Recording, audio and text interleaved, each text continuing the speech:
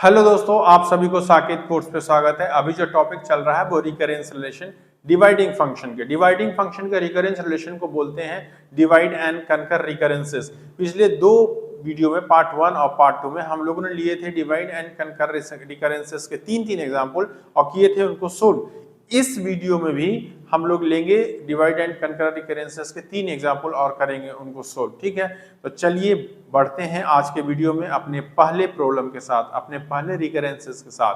ये पहला रिकरेंसेस हमने लिया है Tn है ना, C है। अगर n less than equal to 1 है मतलब Tn कांस्टेंट टाइम लेता है।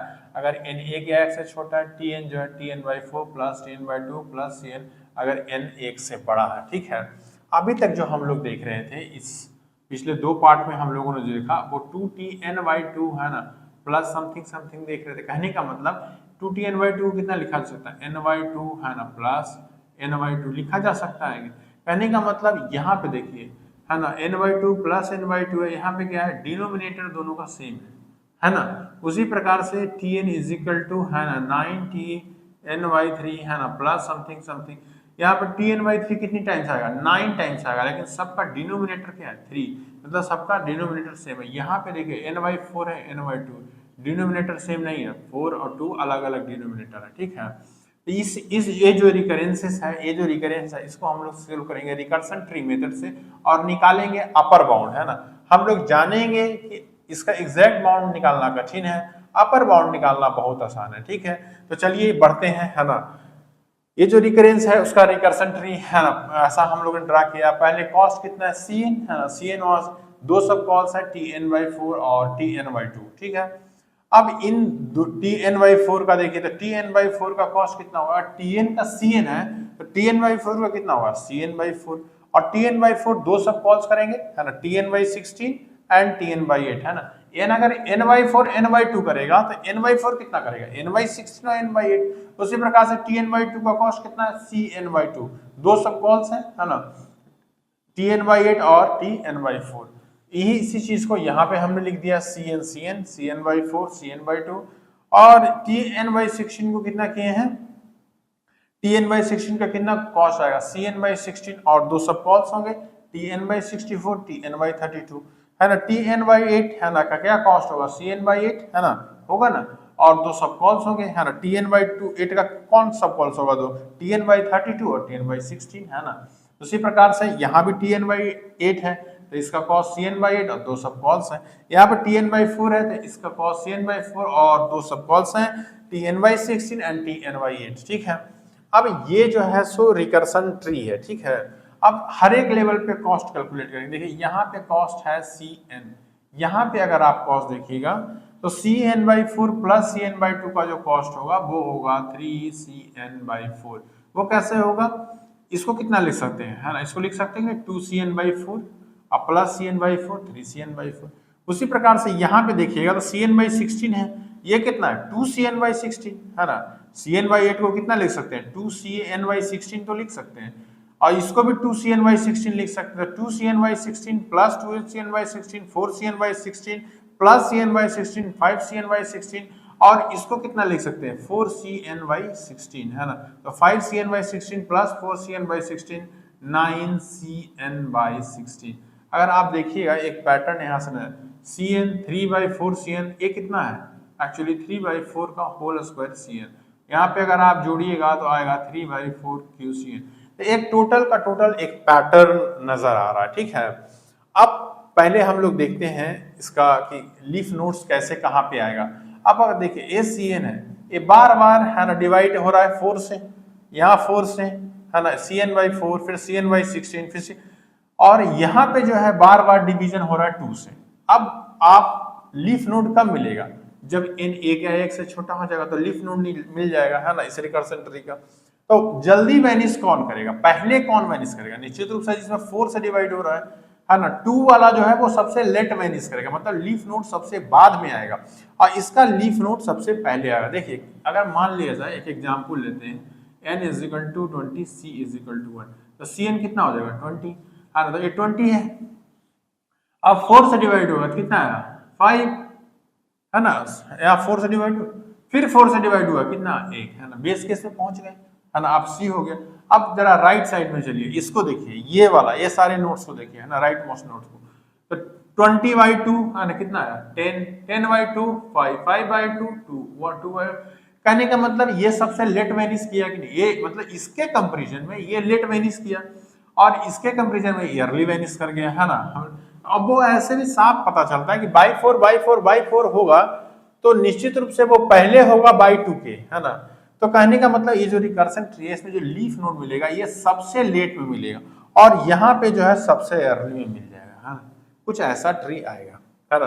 और बाकी जो है इन सबों का लीफ नोड कहीं बीच में होगा, है ना। तो कहने का मतलब अब है कि अगर एग्जैक्ट बाउंड निकाले तो बहुत मुश्किल है, क्योंकि एग्जैक्ट बाउंड तब निकलता जब सारे लीफ नोड एक लेवल में रहते हैं, ठीक है, तब एग्जैक्ट बाउंड निकाल। इसलिए एग्जैक्ट बाउंड इसका निकालना, क्योंकि लीफ सारे एक लेवल पे तो है नहीं, यहाँ पे है, यहाँ पे है, यहाँ पे, तो समझ रहे हैं ना। तो लीफ नोड सारे एक लेवल में नहीं है, इसलिए इसका अपर बाउंड निकालना ज्यादा आसान है। अपर बाउंड कैसे निकालेंगे, मान लेंगे कि ये वाला जो यहाँ वेनिस किया है, हम लोग मान लेंगे नहीं, ये ट्री पूरा का पूरा लीफ नोड्स एक लेवल लास्ट लेवल तक वेनिस किया, हम लोग ये एज्यूम कर लेंगे, ये जो पोर्शन है वो हम लोग एक्स्ट्रा मानेंगे, है ना, ऐड कर लिए, है ना। तो क्योंकि कुछ ऐसा पोर्शन ऐड किए हैं जो कि एक्चुअल में नहीं हो रहा है, तो हम लोग को क्या मिलेगा, अपर बाउंड। ये पोर्शन एक्चुअल में, ये जो पोर्शन में जो टाइम टेकन है वो एक्चुअल में लगेगा नहीं, लेकिन हम लोग कैलकुलेशन सिंपलर हो, हम लोग इसको निकाल सके, इसलिए हम लोग मान लेते हैं कि ये पोर्शन भी इसमें है ना, ठीक है। अब देखिए, अब अगर ये कितने लेवल तक, है ना, ये पहला लेवल, है ना, दूसरा लेवल, तीसरा, कितने नोट्स ऐसे जाएंगे, है ना, राइट मोस्ट में। अब देखिए ऐसे तो 2 मान लेते हैं के लेवल्स तक गया, है ना, तो Cn/2 Cn/4 Cn/8, है ना, तो हो जाएगा Cn बाई, है ना, के लेवल्स तक 2⁻k। अगर आप यहाँ पे क्या है कि थोड़ा सा हमारा कैलकुलेशन सिंपलर हो सके, इसलिए बस C को यहाँ से हटा देंगे, n/2⁻k अगर 1 के बराबर हो जाएगा तो लीफ नोड मिल जाएगा हम लोग। के क्या क्या है यहाँ पे, नंबर ऑफ लेवल्स, है ना, यहाँ पे कितना है 2⁻a, वहां पे कितना है 2⁻2, यहाँ पे कितना है 2⁻k, है ना, 3, है ना। तो उसी प्रकार से 2⁻k होगा k लेवल पे। और अगर आप इसको करिएगा n बराबर 2, है ना, k बराबर log n, है ना, मतलब log n के पास क्या होगा, log n जब नोट्स आएगा तो जो है n जो है 1 या 1 से छोटा हो जाएगा, मतलब लीफ नोड आ जाएगा, उसका वैल्यू c होगा, ठीक है। तो अब इसको हम सारे लेवल्स को ऐड करेंगे, है ना। तो अब क्या, यहाँ पे हम सारे लेवल्स के जो कॉस्ट हैं, है ना, उनको ऐड कर देंगे, ठीक है। तो पहले क्या हो जाएगा, है ना, Cn, है ना, फिर क्या हो जाएगा 3/4 Cn, फिर क्या हो जाएगा 3/4 स्क्वायर Cn, है ना। ऐसे करते करते ये कहाँ तक जाएगा, है ना। निश्चित रूप से हम लोगों ने क्या देखा है कि, है ना, ये लीफ नोड कितना कहाँ पे आएगा, Tn बाई, है ना, 2⁻log n, यहीं पे आएगा, है ना। तो लीफ नोड का वैल्यू तो आ जाएगा, है ना, c, लेकिन लीफ नोड के पहले कितना टर्म होगा, है ना, ये लीफ नोड है, लास्ट नोड है, क्या होगा, है ना, वो होगा Tn बाई, है ना, 2, है ना, log n-1 होगा, है ना। तो कहने का मतलब ये जो चलता जाएगा, है ना, वो कितना होगा 3/4, है ना, log n, है ना, -1, है ना, और Cn, है ना, यहाँ तक आएगा, प्लस जो लास्ट टर्म होगा वो उसका वैल्यू कितना हो जाएगा, लीफ नोड c हो जाएगा, यही चलेगा, है ना। तो टोटल टर्म कितने जाएंगे, Cn को हम लोग कॉमन ले लेते हैं, 1 + 3/4 + 3/4 स्क्वायर, है ना, +3/4, है ना, log n-1, है ना, प्लस c, है ना। यहाँ से जाएगा कि नहीं, है ना, 0 1 से लेके टोटल नोट्स कितने होंगे, यहाँ से अगर काउंट कीजिएगा तो log n+1, है ना, जिसमें log n जो होंगे, है ना, वो ये होंगे, और जो लास्ट होगा वो लीफ नोड होगा, जो कि इसका की वैल्यू कितना हो, c होगा, ठीक है। अब यहाँ पे देखिए, है ना, Cn, है ना, अब इसका हम लोग निकालते हैं, GP है 3/4 कॉमन रेशियो, तो a तो 1 हो गया, 1 माइनस, है ना, r⁴n, तो टोटल टर्म्स कितने हुए, है ना, 3/4 0, है ना, 3/4 1, है ना, ये 1 कितना लिख सकते हैं, 3/4 0 ही तो लिख सकते हैं, से लेके log n -1, मतलब log n टर्म्स होता है 1 माइनस r⁴n/1 माइनस r, है ना, प्लस c, ठीक है। तो ये कितना हो गया Cn। अब देखिए यहाँ पे 3/4 पे पावर हम लोग कंसीडर करते हैं कि n बहुत बड़ा है, तो log n भी बड़ा होगा, और अगर कोई भी संख्या जो कि r से छोटा हो और 0 से बड़ा है, अगर उस पर बहुत बड़ा पावर दे दीजिएगा तो वो 0 को टेंड करेगा, है ना, वो किसको 0 के इक्वल हो जाएगा। तो 3/4 raise to power log n करीब करीब 0 के बराबर होगा, तो यहाँ आप लिख सकते हैं सिर्फ 1/1/4 और इसको कर सकते हैं 4cn और इसको लिख सकते हैं बिग O ऑफ n। ठीक है, तो इसका अपर बाउंड है ना, इस रिकरेंस का क्या आ गया, बिग O ऑफ n। एक चीज जो और बताना, हाँ यहाँ पे एक चीज और है कि ये जो है ना, प्लस सी, है ना, ऐसे ही सी को कंसीडर कीजिए चाहे नहीं, एक ही बात है, प्लस सी, है ना, तो कितना हो जाएगा 4cn प्लस सी, है ना, बिग O ऑफ n, है ना। ठीक है, वही बात है। अब है कि अगर हम लोग को क्या निकालना है, यहाँ पे अपर बाउंड निकाले हम लोगों ने। अगर निकालना हो अपर बाउंड और r 1 से छोटा हो, देखिए r 1 से छोटा है ना, ऐसे केसेस में हम लोग डायरेक्टली मानते हैं कि ये जो टर्म है ना, ये जो पूरा टर्म है वो इनफाइनाइट तक जाता है ना, क्योंकि इनफाइनाइट तक इसलिए मानते हैं क्योंकि कुछ अगर एक्स्ट्रा टर्म आ भी गया तो क्या जाता है, हमको तो अपर बाउंड निकालना है। ऐसे केसेस में क्या करते हैं कि 1 + 3/4 है ना, प्लस 3/4 स्क्वायर, ये कहाँ तक चला जाता है, इनफाइनाइट तक चला जाता है प्लस, है ना। अगर ये कब मानेंगे, जब r 1 से छोटा या 0 से बड़ा हो तब, है ना, जनरली ऐसा ही मान लेते हैं, है ना। देखिएगा दोनों का बात एक ही आएगा, cn, है ना। अब इसका समीशन क्या होगा, 1, है ना, a/1 - r 1 - 3/4 प्लस c, है ना, होगा ना। अब ये हो जाएगा 4cn प्लस c और फिर ये हो जाएगा बिग O ऑफ n। तो दोनों बात एक ही आया ना, इसलिए ऐसे केसेस में डायरेक्टली इनफाइनाइट तक मान ली। तो इसका टाइम टेकन क्या आया, है ना, बिग O ऑफ n, है ना। इसको θn नहीं लिखेंगे क्योंकि ये क्या है, अपर बाउंड है ना। ठीक है, तो आइए बढ़ते हैं आज के दूसरे एग्जाम्पल की तरफ। हम लोगों ने दूसरा एग्जाम्पल ये लिया है, Tn, है ना, 1 है या कोई कांस्टेंट है, अगर n = 1 है और Tn जो टाइम लेता है वो √2 Tn/2 प्लस रूट अगर n 1 से बड़ा है। ठीक है, तो इसको हम लोग सोल्व करेंगे सब्स्टिट्यूशन मेथड से। ठीक है, अब देखिए यहाँ पे जो √2 आया है ना, यहाँ पे जो √2 आया है वो स्केलिंग फैक्टर है। कहने का मतलब जो फंक्शन है एक बार कॉल होगा, है ना। ऐसे Tn/2 लिखा रहता है तो समझ में आता है एक बार कॉल हुआ, 2Tn/2 लिखा रहता था 2, है ना, 3 रहता तो 3, लेकिन अब √2 का तो कोई मतलब नहीं है, √2 टाइम्स तो कोई फंक्शन कॉल होगा नहीं, तो √2 का यहाँ स्केलिंग फैक्टर, कहने का मतलब Tn/2 जो भी टाइम लेगा उसमें √2 मल्टीप्लाई कर दीजिए, स्केल्ड कर दीजिए, है ना, तो वो टाइम Tn लेगा, है ना, प्लस √n करके, है ना। कहने का मतलब √2 जो है वो नंबर ऑफ टाइम्स कॉल हो रहा है उसको नहीं दर्शा रहा है, यहाँ पे वो दर्शा रहा है स्केलिंग फैक्टर को। देखिए इसको एक लेक्चर है 1.18, आप लेक्चर 1.18 में जाइए, है ना, वहाँ थोड़ा मैंने इसको बताया है कि इसको थोड़ा विशेष समझाया है ना। तो ऐसे भी ये ज्यादा है नहीं, मैथमेटिक्स में कोई दिक्कत नहीं है, मैथमेटिक्स में आप 2 रखिए, √2 रखिए, जो मैथ है सब्स्टिट्यूशन मेथड से आपको हो जाएगा, निकल जाएगा टाइम टेकन, है ना। लेकिन अगर समझने के लिए है कि 2 बार 3 बार 10 बार 20 बार कॉल हो सकता है, √2 टाइम्स कैसे, तो ये स्केल करता है। जो Tn है, जो Tn/2 टाइम लेगा, जो भी ABCD, है ना, मान लीजिए कि 1 सेकेंड टाइम लेता है तो उसका गुना √2, मतलब √2 सेकेंड जो है और प्लस √n, है ना, ये टाइम लेगा Tn। ठीक है, तो ये यहाँ पे स्केलिंग फैक्टर का काम कर रहा है। ठीक है, अब इसको सोल्व करेंगे हम लोग सब्स्टिट्यूशन मेथड से, है ना। Tn = √2 Tn/2 प्लस √n, है ना। अब इसको तोड़िए, सिर्फ Tn अगर, है ना, उतना है तो Tn/2 कितना होगा, है ना। Tn/2 बहुत सिंपल है ना, √2, है ना, Tn/4, है ना, प्लस √n, है ना, बाई √2, यही तो होगा। तो √2, है ना, √2, है ना, Tn/4 प्लस √n बाई √2, है ना, प्लस √n, समझ रहे हैं। अब क्या है कि √2 × √2 स्क्वायर हो गया, है ना, और Tn/4, ये √2 से ये √2 कैंसिल हो जाएगा, तो यहाँ क्या बचेगा, √n प्लस √n 2 है ना। फिर इसको Tn/4 को तोड़िए, है ना, तो ये कितना हो जाएगा, √2 Tn/8 प्लस √n प्लस √4 हो जाएगा ना। अब यहाँ पे इसको ब्रैकेट तोड़िएगा तो ये √2 क्यों हो जाएगा और Tn/8 हो जाएगा, और यहाँ पे √4 कितना हुआ, 2 हुआ ना, और यहाँ पे √2 का स्क्वायर, है ना, ये भी 2, तो दोनों कैंसिल हो जाएगा, √n प्लस 2 √n 3।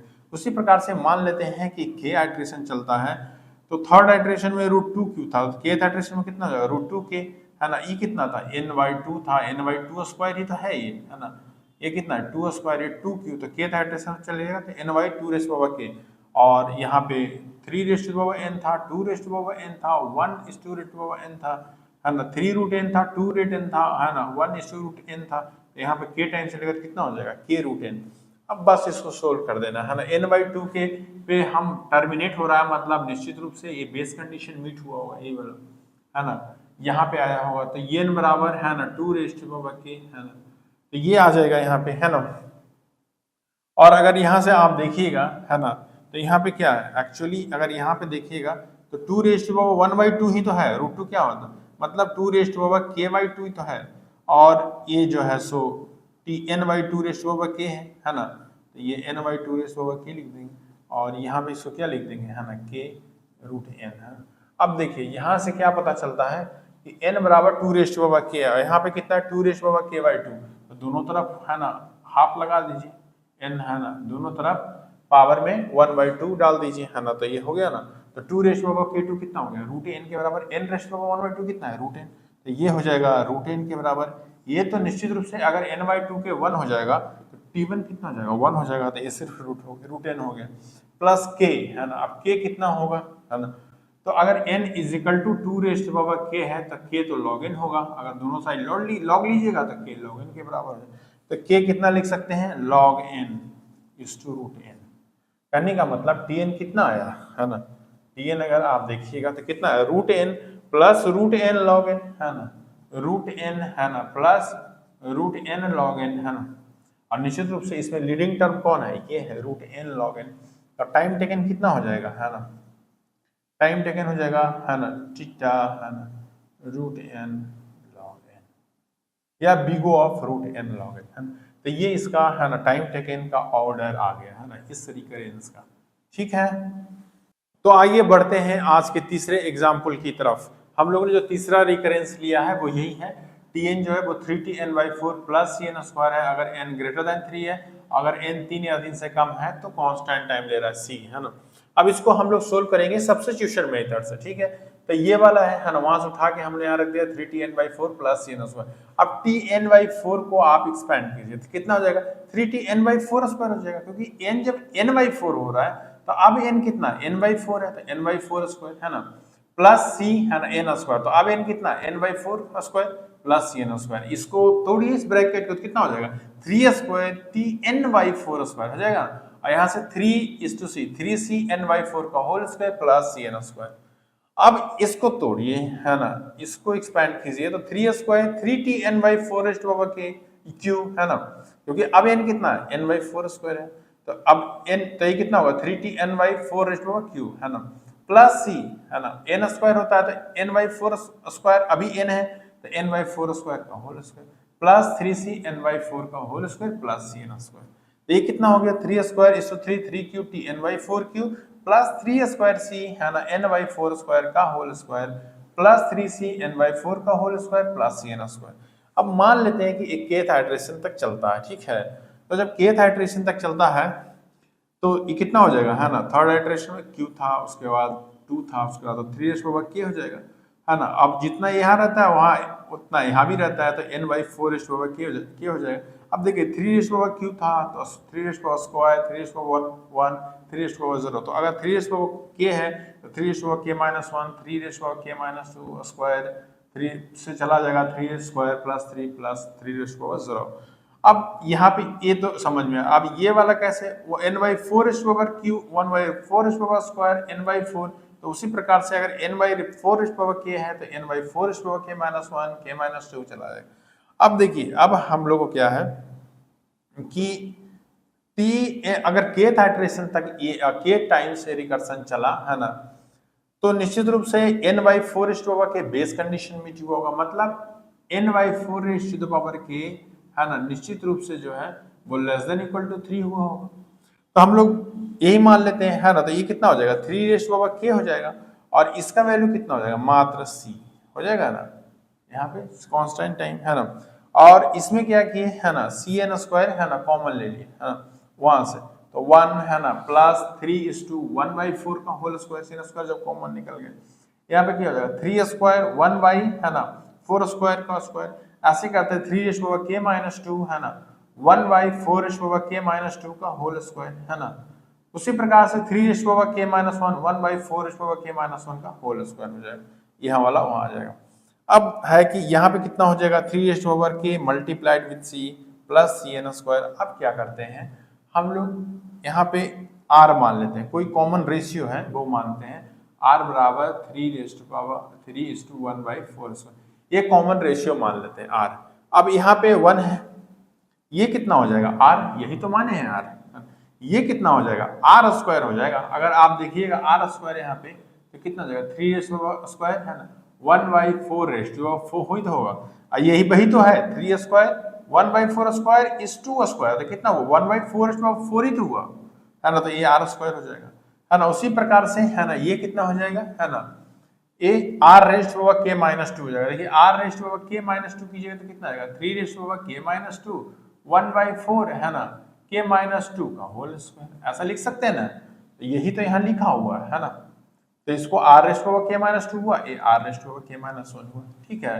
तो इस प्रकार से ये एक तरह से जीपी में आ गया। r कितना है ना, r कितना है 3:1/4 का होल स्क्वायर, इसको लिख सकते हैं 3/16। r जो है 1 से कम है ना, तो जब 1 से कम है तो हम लोग मान लेते हैं इनफाइनाइट तक लेके जाते हैं और सम ऑफ और उसको सम अप कर लेते हैं है ना। तो कैसे होगा यहाँ पे देखिए है ना, यहाँ पे ऐसे होगा है ना, जो tn होगा वो कितना होगा है ना, यहाँ से 3k है ना इस टू c है ना प्लस cn स्क्वायर, ये कितना हो जाएगा 1 प्लस है ना r, ये कितना तक मानेंगे है ना 1 प्लस r स्क्वायर, ये मान लेंगे इनफाइनाइट तक चला जाता है, ठीक है। अब r क्योंकि 1 से छोटा है इसलिए ये हम लोग मान पाए हैं कि इन्फिनिटी तक जाएगा, ठीक है। अब यहाँ पे क्या हो जाएगा 3k है ना c है ना प्लस cn स्क्वायर। अब ये जो है सो एक r<1 है, एक gp है, तो इसका समेशन कितना हो जाएगा a है ना भाई 1 माइनस r है ना, हो जाएगा। अब क्या है 3k इज टू c है ना प्लस cn स्क्वायर, r कितना है 3/16 है, तो 1/1 माइनस 3/16 है ना, इसको हम रब कर देते हैं यहाँ से है ना, ताकि हम लोग को कैलकुलेशन कर पाए। अब यहाँ पे क्या हो जाएगा 3k है ना is to c plus cn square है ना, ये कितना हो जाएगा 16/13 हो जाएगा। अब है कि 3k को देखना है ना, तो हम लोग क्या माने हैं है ना, हम लोग तो यही माने हैं कि n/4k है ना <3 है ना। मान लीजिए 1 मिनट के लिए है ना, ऐसे <3 भी लिखेंगे और कैलकुलेट करेंगे तो एक ही बात आएगा, ऐसा नहीं कि दूसरा बात है। हम लोग फॉर केस ऑफ सिंप्लिसिटी इसको 1 मान लेते हैं, क्योंकि 1 भी तो 3 से छोटा ही है ना। तो अगर आप देखिएगा तो 4k बराबर n हो जाएगा कि नहीं, 4k बराबर n। अब देखिए 3 क्या है, छोटा है 4 से है ना, तो 3k क्या होगा, छोटा होगा 4k से। अब 4k कितना है n है, तो 3k क्या n से छोटा होगा।